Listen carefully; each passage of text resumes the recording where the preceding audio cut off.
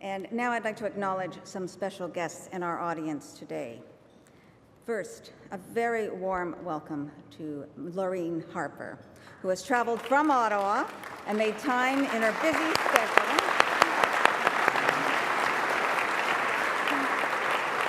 I didn't even get to introduce you before the applause broke out, so you're very welcome here, as you can tell. And we really appreciate you taking the time from your schedule, which we know is a busy one, to join us on this very special occasion. And Mrs. Harper, you are in very good company today. Not only do we have a soldier at every table, but we have 2 tables of veterans, compliments of the Honorable Hal Jackman and David T. Moore. And we have soldier, well, first of all, let's get all our veterans to stand and be recognized. And soldiers, could you please stand and be recognized?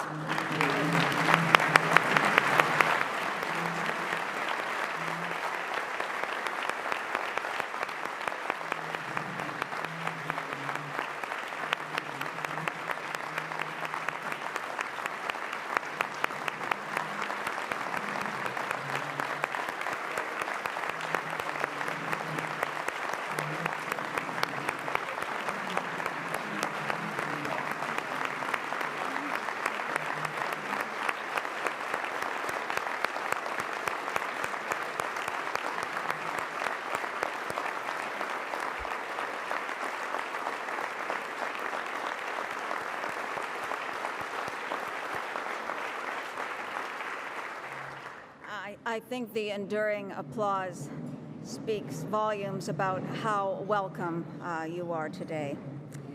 And we also have 2 tables of cadets, compliments of TD Bank and Borealis Infrastructure.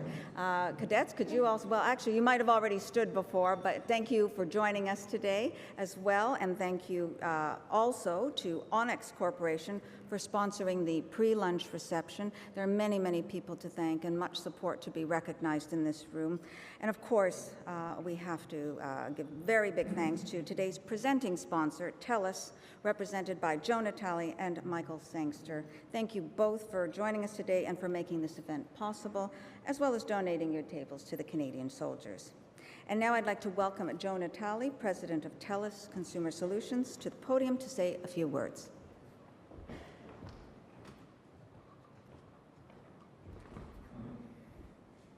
Thank you, Helen, and thank you for the great job that you've done with the Canadian Club. I think we owe you a debt of gratitude for your great work here. It's an honor to be here today to pay tribute to the men and women of our Canadian Armed Forces. I'm truly inspired by what they do each and every day, how they make incredible sacrifices in the course of duty for our country. We're also very pleased that retired General Rick Hillier has joined our TELUS team this year as the chair of our Atlantic Community Board, one of 9 local boards that we've set up across the country to lead our philanthropic activities. And like Rick, we strongly believe in giving back to the communities where we live, work, and serve. Rick is here today with members of his own regiment, the Royal Canadian Dragoons. And they've been sharing some stories with me during the reception beforehand, Rick. I've got a great bunch of lads I spent some time with, and they gave me some great stories about you. I know you're looking a little worried right now about what I might say, but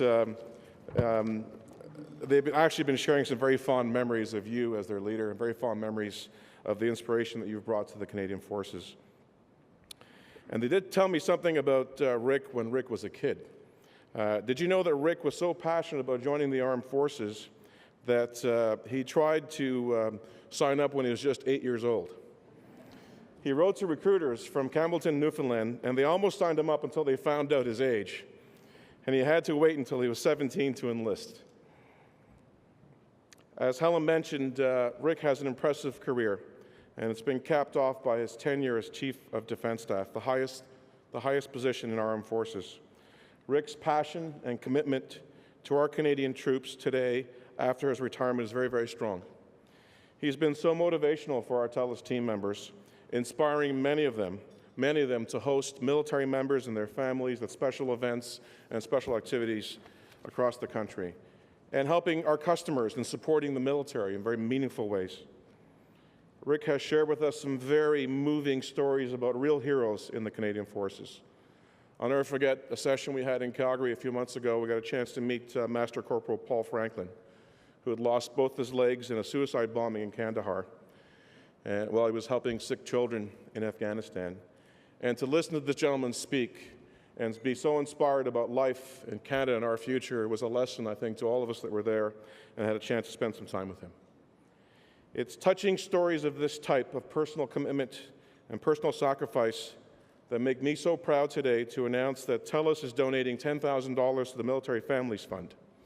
It is a fund.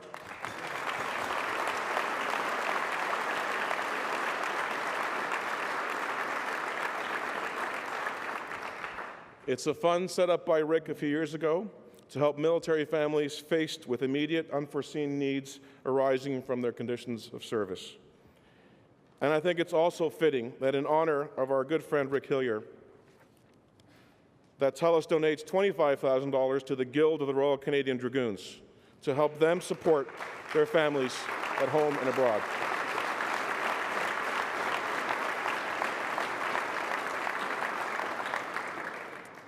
Today's donations reflect the pride that 33,000 TELUS team members across Canada take in giving back to organizations that make a real difference in the lives of Canadians.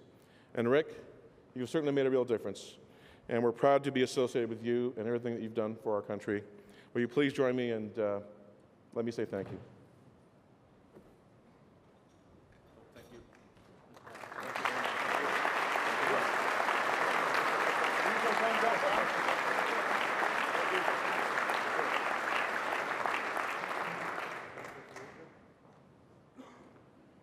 Helen asked if I wanted to say a few words. Dear God, when have you ever known a Newfoundlander who wouldn't jump at that opportunity? But I'm not going to make a speech. I'll simply say, Joe and Natalie, thank you very much. Incredible. 10,000 to the Military Family Fund. I got to tell you, the Military Family Fund, just as a symbol, brings a psychological support to the families of our men and women in uniform that we have not had before in this country. And those families undergo such incredible stress when men and women are deployed, whether it's in the North Atlantic, whether it's at 38,000 feet in stormy skies, or whether it's in a place like Afghanistan. Those families are at home. They live every second of those separations and that risk and those deployments. And I mentioned to a group yesterday that you get two types of families. One type will become the news addicts. They cannot turn off the news world, the CTV Newsnet, the news channels, the radio, and stop reading the newspaper because they don't want to miss a single word about what's going on. And on the other side, you get the families who absolutely cannot turn on the TV, turn on the radio, or open a newspaper because they're fearful of what they might hear and that might make the stress just too much. So the money to the Military Family Fund, to the Guild of the RCD, which supports the soldiers in the regiment and their families, is going to be put to incredible use. But can I say to the Canadian Club here today, too, Canadians of the Year, for the men and women in uniform. We model them and reflect back 10 or 12 or 13 or 14 years. And many of us in uniform, many of the folks in uniform, that was a Freudian slip, wasn't it? Many of the folks in uniform were in uniform then, and you remember those days. Our morale was lower than whale's poop. We were not associated with the citizens in our country, and we were not sure. We were proud of being the soldiers from the Royal Canadian Regiment and other units across our country, the air, land, and sea, that we should have been. And now here we are, being identified, being sort of recognized as the Citizens of the Year by the Canadian Club, and it's a powerful thing. Because I'll tell you, these men and women in uniform are our credentials, and when they deploy around the world, around the hemisphere, around the continent, or around our nation, they represent you. And you've seen the faces that stood up here, and you know that you could not have, in fact, better credentials to represent you. And all the things that have taken place right now, whether it's the Grey Cups, and the way Mark Cowan and his team have recognized people in uniform and their families in service to our country, whether it's that or whether it's the True Patriot Love Dinner that we're going to have on the 10th of November to raise money for the Military Family Fund, or whether that is that great Canadian philosopher, Don Cherry, who has a special spot in the heart of every man and woman in uniform and their families, or whether that's Canada Company, led by Blake Goldring out there, who raise money to look after the children of our fallen soldiers, or whether that's TELUS, who sponsor an event like this and do other things. And just as one example, we're going to take 150 young soldiers from Belcarche on Monday to the TELUS Skins game down near Quebec City and get them inside the ropes to rub shoulders with Mike Weir and Ian Poulter and a few other guys going to hit a golf club. I would not be one of those. And then to come here today and have all of that culminated by the Canadian Club announcing the Canadians of the Year as being those men and women who wear a nation's uniform or serve our country is powerful. You can be forgiven when you're being deployed on a mission 12,000 kilometers away, a dirty, dusty, dangerous trail, being shot at, or being on the North Atlantic in those stormy Januaries that we have, or being in an aircraft in 20,000 feet at night when you're being tossed around. You can be forgiven for thinking that you're alone.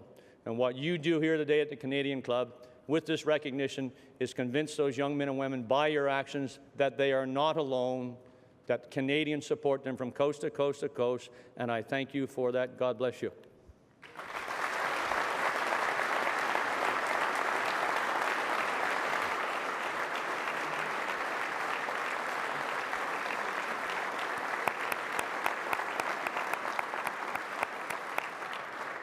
And now I'd like to welcome to the podium Vice Admiral Rouleau to say a few words.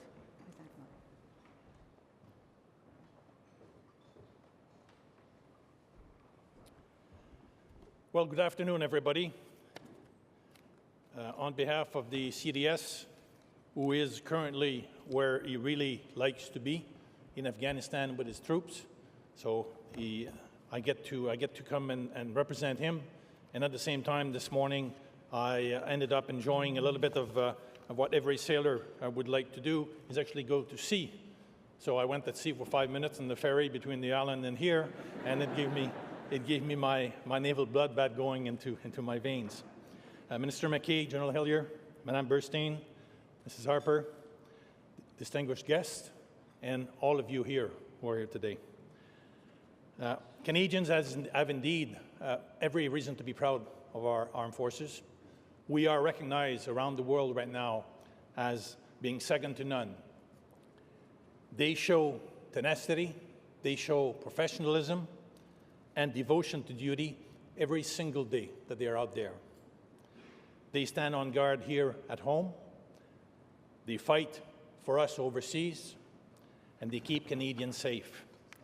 And they do that by being very proud of the sacrifices that they have to make.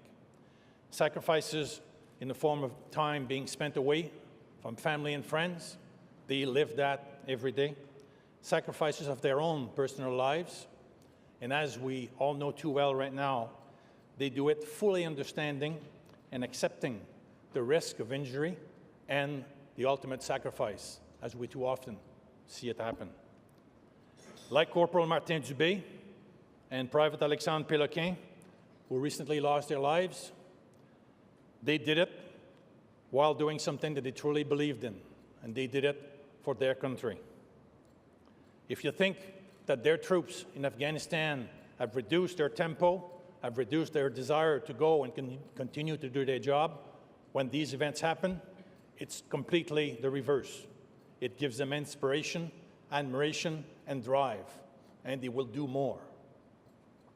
In fact, this week was again a repatriation event at Trenton, where we brought Corporal Dubé back home. This is indeed very hard elements of the jobs that we have to do, but at the same time, each one of those events, the ceremony itself, they inject a renewed inspiration for all those who attend them, all those who see them on television, and certainly all those who stand right there along the Highway of Heroes to actually salute these fallen comrades. It's incredible how Canadians show their respect to them and their appreciation for what they do. And this is exactly what we're doing here today. Thank you to the Canadian Club for making this event so special for us, all of us wearing uniform. That support that we get, no matter how big or small it is, shown across this entire country of ours, gives the Canadian Forces personnel the strength and the encouragement that they need to do their jobs. Whether they're here at home, whether they're halfway a world around at sea, doing counter-piracy, or doing smuggling interdiction, or even at home along our coast, or they're in a cockpit at 30,000 feet, basically telling a Russian aircraft that he is getting too close for comfort and that it's time to go back, while we're all here at home, tightly sleeping at nighttime.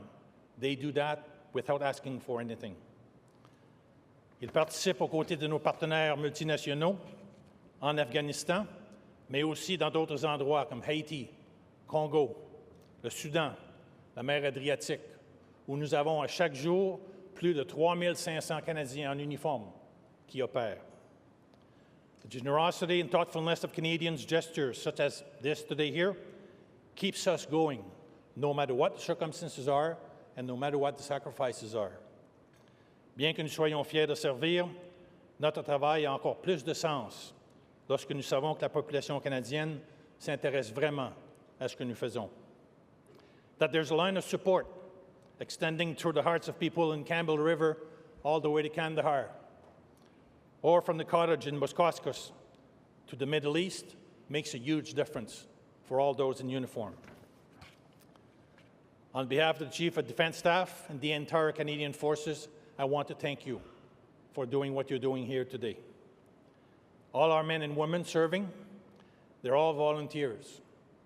They're ready to make the sacrifices again, again, and again, without asking for anything but recognition.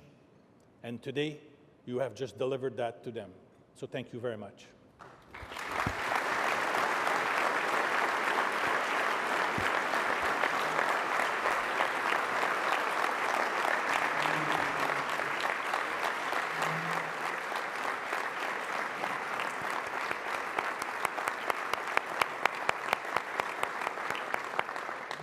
Thank you very much, Vice Admiral Rouleau.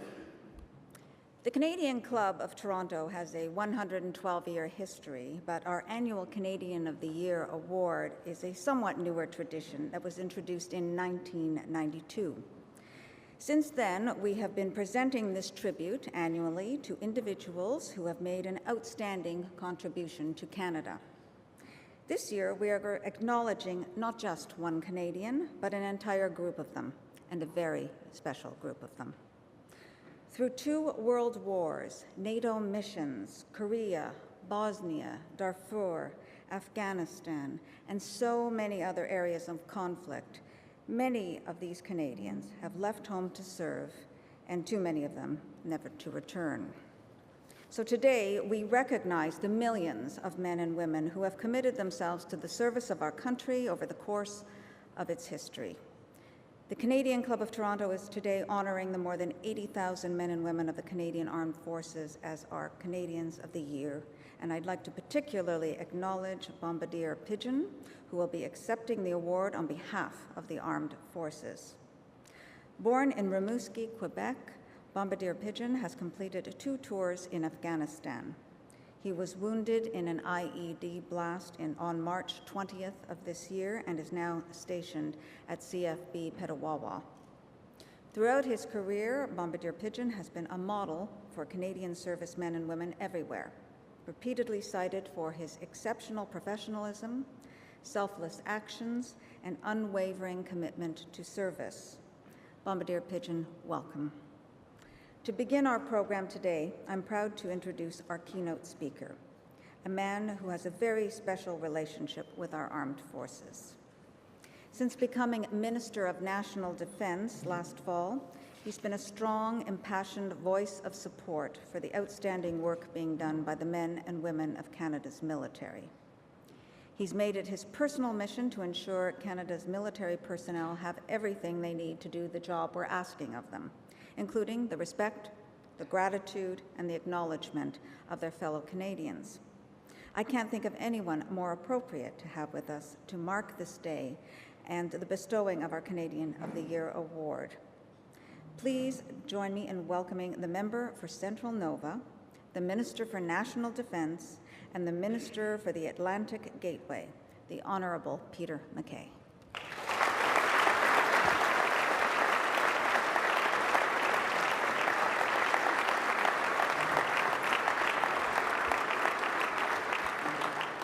Thank you so much, Helen. And before I begin my remarks, I have a special presentation here. À mon tour maintenant de présenter quelqu'un, mesdames et messieurs, nous allons voir un hommage vidéo aux hommes et aux femmes des forces canadiennes de la part de l'une de leurs plus fervents admirateurs, le Premier ministre du Canada. Ladies and gentlemen, From our very first days in Ottawa as a new government, one of our highest priorities has been to rebuild the Canadian Forces into a modern, capable military, the type of military Canada needs and deserves. And just over a year ago, the Prime Minister and I had the opportunity to be in Halifax to announce the Canada First Defence Strategy, which is our government's plan for expanding and modernizing the Canadian Forces. We're well into its implementation, the recruiting, the re-equipping, the building, the renewing of the force infrastructure, and most importantly, improving our force readiness by investing in the most important asset, the most valuable asset that we have, the men and women of the Canadian Forces. And I have to tell you, it would not have been possible without the Prime Minister's unwavering, personal, and fervent commitment to these efforts, a commitment based on his personal conviction that the Government of Canada has a responsibility to provide our military personnel with the tools they need to do their job safely and effectively, a commitment based on sincere admiration for our men and women in uniform. Ladies and gentlemen, here's the Prime Minister, le Premier Ministre.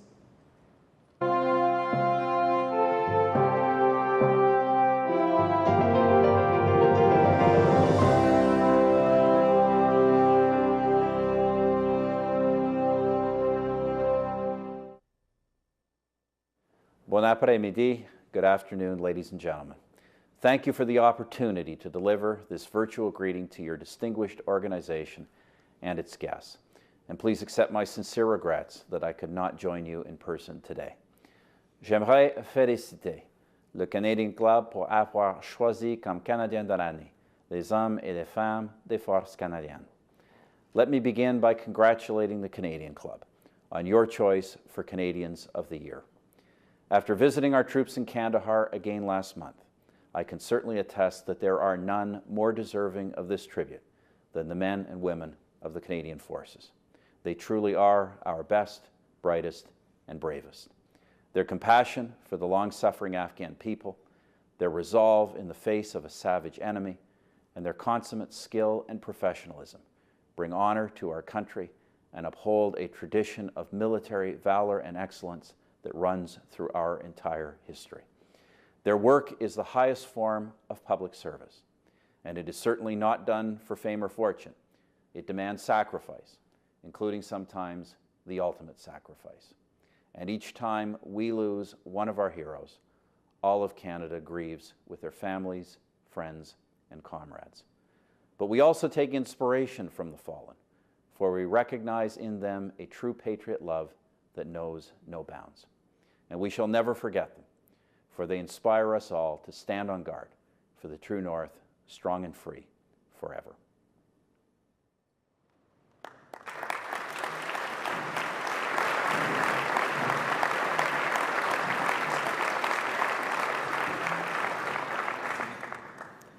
Mrs. Harper, I must say I'm personally grateful to your husband for allowing me to be here because I'm one of only 308 MPs that's not in Ottawa voting right now.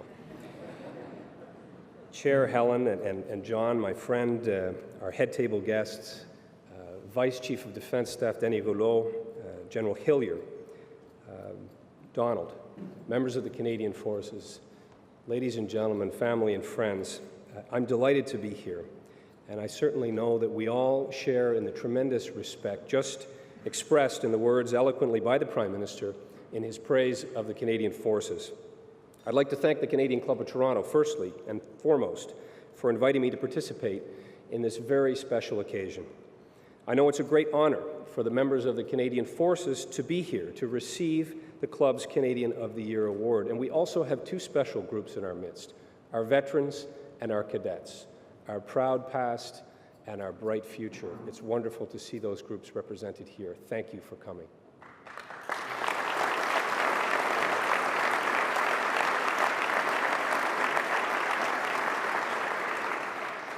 And I know that the board of the Canadian Club gave a great deal of thought to this tribute, and I thank you kindly on behalf of the Canadian Forces.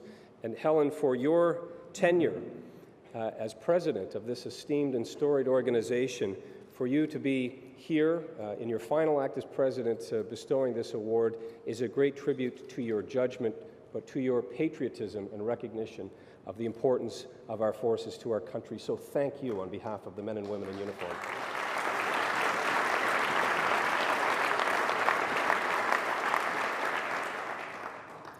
Je m'estime très privilégié d'être associé à un groupe aussi exceptionnel d'hommes et de femmes. Ce sont des Canadiens de tous les horizons. De notre plus vieux militaire actif, Ollie, est teneur 88 ans de Rankin Inlet, à nos dernières recrues. On behalf of the men and women in uniform, from our oldest member, an active member, Ollie Inutamar, 88 years old, serving in Rankin Inlet as part of the Arctic Rangers, to our newest recruit, to a technician from Prince Edward Island, serving on a ship on the west coast, to an equipment manager from British Columbia, serving in Newfoundland. These are the consummate professionals who make up the men and women of the Canadian Forces.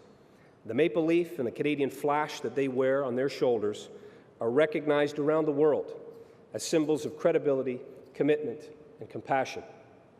Just ask the thousands of Canadians who owe their lives to our search and rescue technicians. Ask the Haitians who received urgently needed food during a devastating hurricane that swept through the Caribbean last year. Or the students at Sayed Pancha in Kandahar province who are enjoying newly assembled desks and lockers thanks to the off-duty volunteers of Joint Task Force Afghanistan Air Wing. These are but a few examples of the compassion, the caring, and commitment and the face of the Canadian Forces. And let me tell you something else I'm sure that you know. Men and women in uniform are tough, and they're tenacious, they're patriotic, and they're respected. They work in some of the most dangerous and difficult places on the planet. They endure extreme trials, trepidations, and temperatures, but they are prepared and they persevere. Last month in Petawawa, I had the opportunity to see some of the pre-deployment training, to take part in some of that training. That's not where this happened, by the way. And it was amazing to see how committed and how passionate they were about the preparation that goes into pre-deployment. And here at home, whether it's on the east, west coast, in the Arctic, on the Great Lakes, across the continent, around the world, Canadian Forces are working around the clock to protect us, to defend our values, promote our interests, and exercise our sovereignty. For them, these are more than words. These are actions that they live. And they're always ready to deal with catastrophic events that take place here at home, like last year's floods in Northern Ontario, when they evacuated close to 1,000 people from communities at risk. Natural disasters, like the ice storm, like other floods, like flurries in Toronto. I couldn't resist that. They're defending our domestic and continental waters against all manner of threats, from smuggling, illegal fishing, drugs, or environmental disaster. They're conducting sovereignty patrols, search and rescue operations, contributing to the defense in our skies through NORAD, and around the world, wherever they're needed. Today, when the world calls, it's the men and women in uniform who answer that call, and they deliver. They reply, whether it was at the front, Normandy, or Vimy, or Juno Beach, Korea, Kosovo. Canadians were there. They were in the thick of it. In Africa, the Middle East, Eastern Europe, the Caribbean, 18 active missions today. And until early this month, our government was dispatching the HMCS Winnipeg to conduct counter-piracy operations in the Gulf of Aden as part of standing NATO Maritime Group 1. They had a magnificent tour. The Winnipeg, her captain and crew, are doing tremendous work, again, in a compassionate way, ensuring that the World Food Program is able to deliver food to a starving nation in Somalia. During their 9 weeks of operation, captain and their crew thwarted many pirate attacks on ships in the Gulf.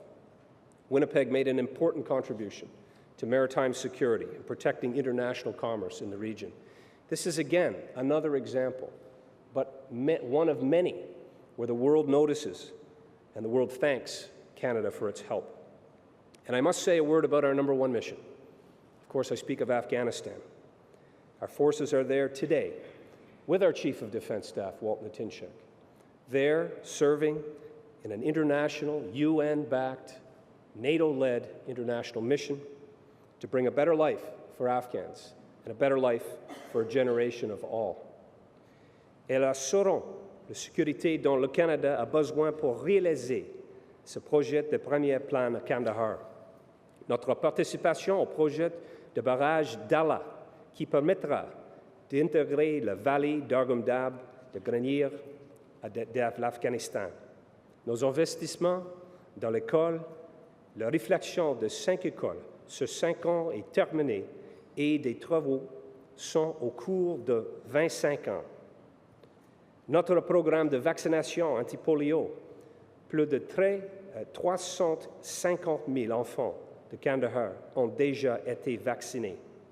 Tout cela en plus des centaines de kilomètres de routes et de reçus d'alimentation en eau, ainsi que de nombreux ponts que nos avions aident à construire. Ladies and gentlemen, the security that's being provided in Afghanistan allows for and enables some of the signature projects that are being carried out by our CETA workers, by our diplomats in this important whole-of-government effort in Afghanistan today. By virtue of their presence there, 7 million more children are in school today, a third of them girls. The Dalla Dam is being constructed to provide a source of water and irrigation for thousands of farmers who will be able to grow something other than poppy, which brings heroin to the streets of cities like Toronto and Vancouver. And for the first time in 30 years, Afghanistan has produced more wheat than poppy and will be able to feed their own population without importing wheat for the first time this year. Those are the type of projects that Canadian soldiers enable. Hundreds of thousands of children being vaccinated against the polio virus. The ability to prevent those children from contracting polio will provide a lifeline for thousands, if not millions, of children in that country. Our goal is to eradicate polio from Afghanistan. None of this can happen without the security provided by our forces. And when we talk about Afghanistan, we do tend to think of our soldiers, the men and women in the army. But we have sailors there, diffusing bombs, improvised explosive devices. We have air personnel providing airlift, flying helicopters, providing intelligence, surveillance, and reconnaissance. They simply cannot do this without the entire team. The reconnaissance completed recently their 5,000th sortie in support of the mission, mapping some of the terrain that provides protection for our forces on the ground. Soldiers, sailors, airmen and women, one mission, one team. And our troops are very proud of the gains that have been made in Afghanistan. Talk to a soldier. Never pass one by on the street. Shake their hand. Thank them. Tell them you appreciate what they do. That sea of change that has overcome our country, that awakening that we've seen in recent years. And General Hillier, I must say to you, sir, you have so much to do with that new sense of pride and purpose that's instilled in Canadians and instilled in our forces today. And for that, I thank you.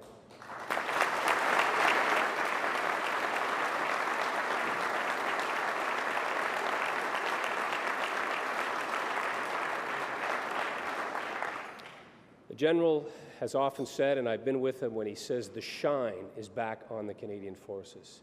He's also done something else, along with our current Chief, General Natinchuk, and the leadership of our Canadian Forces, and that is they have embraced the importance of the families and brought the military families into a process and into an important organization and put them front and center in everything we do. They and their families pay a heavy price. Others have mentioned we've lost 120 brave men and women in the course of this mission. And most recently, as Denis Rouleau mentioned, Corporal Martin Dubé of the 5e Brigade, 22e Regiment. These are day-to-day heroes. Men like Trevor Green, Jody Middick, Billy Kerr, all working hard now to rebuild their lives after sustaining life-altering injuries. Corresponded with Trevor Green and had a chance to meet his parents from Nova Scotia. They're amazing Canadians. Trevor Green and his partner Debbie demonstrate daily courage and faith and determination that are truly inspirational and humbling. With Debbie at his side, Trevor has exceeded all expectations in recovering from a horrendous head injury he suffered in 2006 while serving in Afghanistan. He was struck from behind by a Taliban insurgent with an axe. He's now able to speak at public functions. He's an inspiration to all who hear him, and his faith in the Afghanistan mission remains strong. In my eyes, Trevor, Donald, all of our representatives of the force today in uniform are heroes. Each and every day, ordinary Canadians doing extraordinary things on behalf of their country.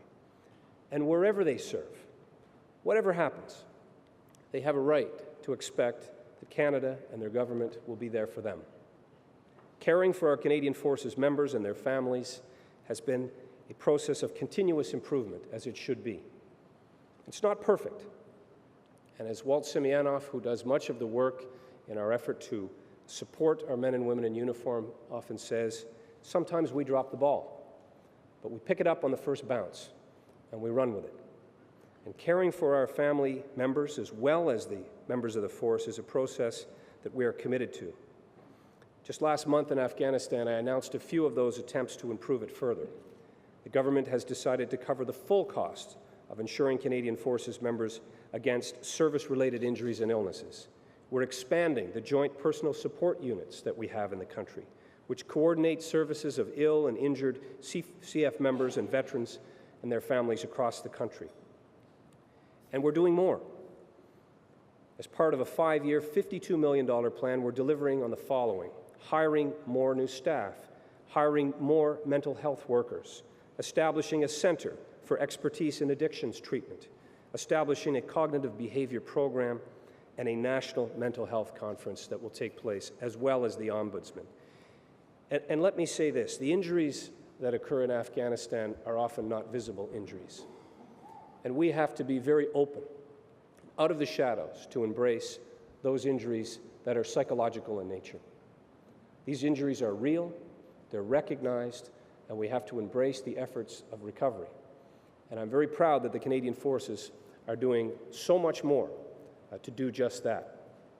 And we'll continue to do more. When I think about the incredible work that people do, and when I look out in this room and see the faces of serving members of our force, it's hard to believe that there was a time when some members of the Canadian Forces went to work with their uniforms in a backpack, because there wasn't that sense of recognition and pride that exists on the streets of our small towns and villages and cities like Toronto. It wasn't there. But those days are gone. The shine is back. And the men and women in the uniform today feel the pride of Canadians, feel the recognition of events such as this, at sports events, at small gatherings, red rallies, the wearing of the yellow ribbons, the efforts to send cards and letters and videos and packages when they're deployed. The difference is very real. Canadians have rediscovered their Canadian Forces, and they're showing it openly. They're showing it with admiration and affection. And I think it's because Canadians have a much greater appreciation of what's at stake, what it means to be a soldier, what you put on the line when you put on the uniform and go out the door in the morning. It's your life, it's your love, it's all you have. And particularly when you're deployed into a theater of operations, as we're seeing today in Afghanistan. And a greater understanding of that work is being made more visible to ensure that people do understand what's done to protect us, our values, and the tremendous sacrifice that's being made by soldiers, sailors, airmen, and women, and their families. And that message is getting out. So thanking these wonderful, magnificent Canadians is such an important thing to do. And I want to mention just a few brief examples of some of the things that are happening across the country. Boomer's Legacy Bike Ride. Some 60 cyclists who rode from Victoria to Courtenay, British Columbia, to raise money for a fund in memory of Corporal Andrew Eichenblum, who lost his life in Afghanistan in 2006. I think Christy Blatchford was part of that ride.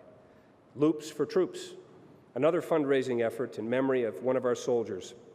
This Sunday, on Father's Day, Loops for Troops will make a run simultaneously in Calgary and in Kandahar in memory of Corporal Nathan Hornberg, who died in 2007. The monies raised will benefit the Canadian Forces families. Canada Company's Camp for Children, Canadian Forces personnel. Canada's company was founded by Toronto businessman Blake Goldring, who's here, to build a bridge between the business community and the men and women in the forces. A spaghetti dinner hosted in Lac-Saint-Jean-sur-le-Richelieu, region to raise money for our soldiers in Afghanistan to help Afghan children. The Annapolis Valley Blossom Festival that's happening right now in Nova Scotia this weekend, celebrating our troops. These are all tangible examples of communities everywhere who want to reach out and say thank you and be part of this wonderful movement, this wonderful organization that is the Canadian Forces. And they're mourning with Canadian Forces families when tragedy does strike. Lining the Highway of Heroes from Trenton to Toronto, which started as a very spontaneous demonstration of support by our emergency service providers. Now, people from all walks of life join in that silent tribute when soldiers are returning. It's such an incredible outpouring of support and deeply, deeply appreciated by the soldiers themselves and the families who support them. So in conclusion, ladies and gentlemen, let me say once again how much Canadian Forces appreciate this recognition as Citizen of the Year, because I've always believed, and I believe more now than ever before, that our Canadian Forces personnel are our best citizens, not just today on this recognition, but every day. We thank them, all of them, all the men and women across the country, across the world, who are serving right now, who are sitting among you. And like Bombardier Donald Pidgeon, who we'll hear from in a moment, and who will accept the Canadian of the Year award on behalf of the Canadian Forces, their attitude, their performance, their professionalism, their duty represents the very best that is in them and the very best that is in us here in Canada. The Canadian of the Year award is a wonderful way to show appreciation that we all feel for those who wear the uniform, who serve us as our best citizens. Thank you. Merci beaucoup.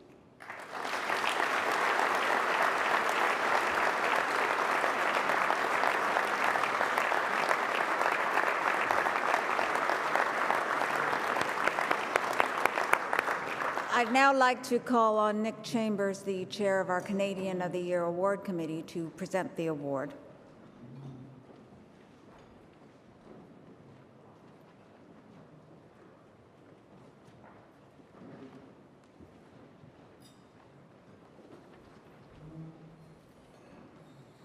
Thank you, Helen. Ladies and gentlemen, on behalf of the Canadian Club of Toronto, I am pleased for this opportunity to express our gratitude to the men and women of our Canadian Armed Forces. Over the years, the Canadian Club of Toronto has recognized many Canadians, all of whom have left a lasting impression on Canada and on the lives of Canadians through their efforts and example. Our 2009 recipients exceed these criteria by leaps and bounds. This year, we chose to recognize men and women who believe that serving their country is an honor, not a burden, who demonstrate that courage is a gift that should not be squandered, and who humble us by their sacrifices.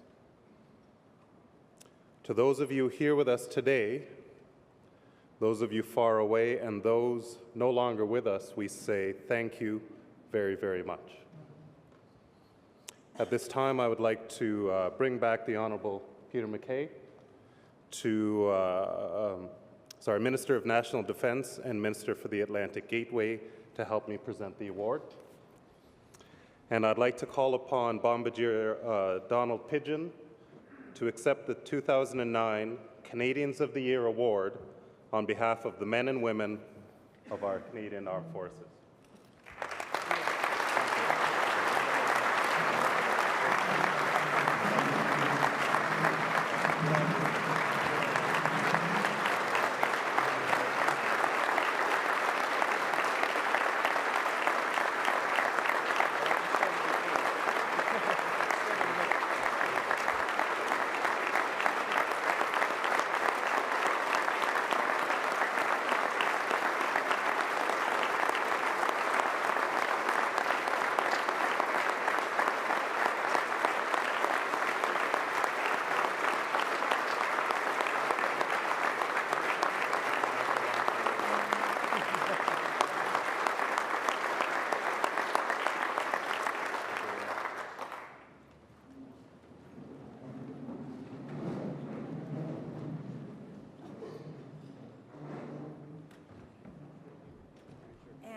And I'd like to now call on Don Cherry to come to the podium just to say a few words. Don?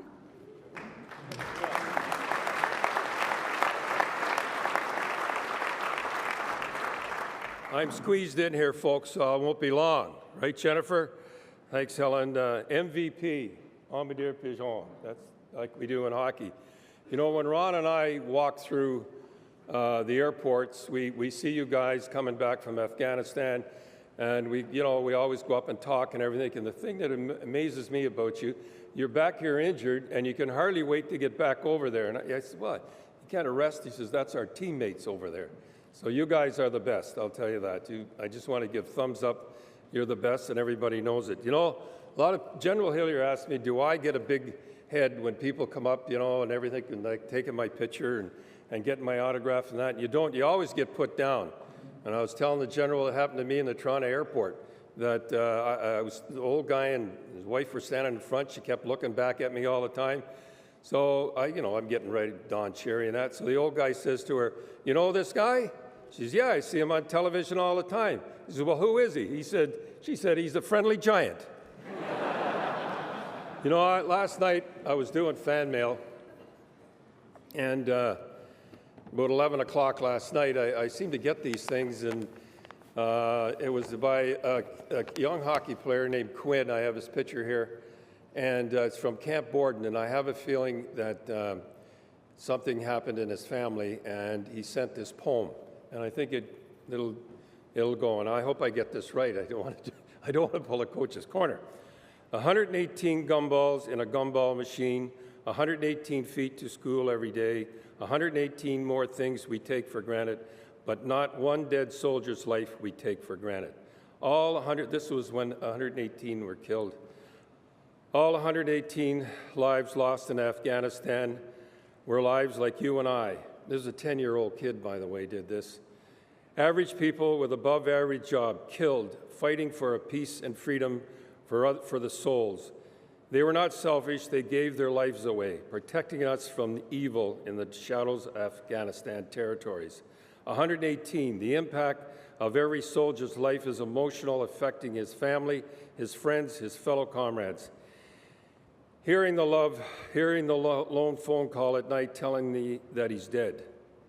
Seeing visions at night, hearing his voice speaking to them in their memories. And this is where I get the idea that must have been a member of his dad or something. Not smelling his hair when he hugged them goodbye. Having to see him come home in a Canadian flag-draped coffin. His last 118 kilometers driven on a highway of heroes. That soldier has shown sacrifice, determination, and courage. That soldier's death will never be in vain. That soldier's life means a lot to Canada and to me, and I'm sure it means a lot to you. Thank you.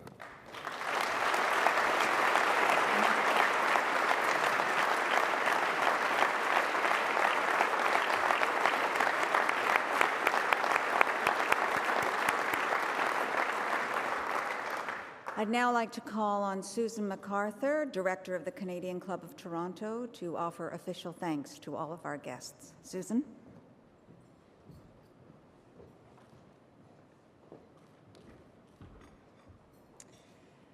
Thank you, Don. That was very eloquent.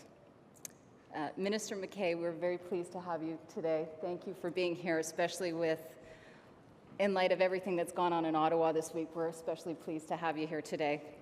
I would also like to thank TELUS for their generous donation to the Military Families Fund and to the Royal Canadian Dragoons for making this event possible. Thank you also to Vice Admiral Rouleau, General Hillier, Bombardier Pigeon, and all the other members of the Canadian Armed Forces who are here with us today.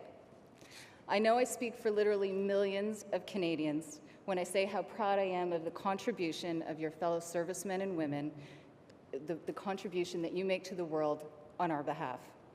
We see this every time our fallen soldiers come home and are saluted by thousands of Canadians who line the highways and overpasses along the Highway of Heroes.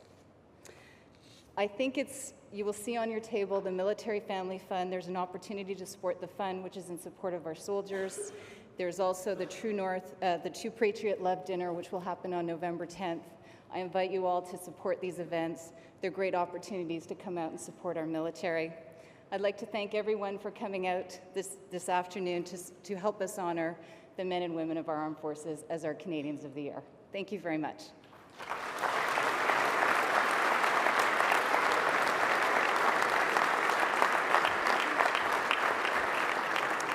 Thank you, Susan, and thank you to all our distinguished head table guests again, and thank you to our audience for joining us today. This concludes our program and our television programming for today, and it will be broadcast on Rogers TV in the days to come. This meeting is now adjourned.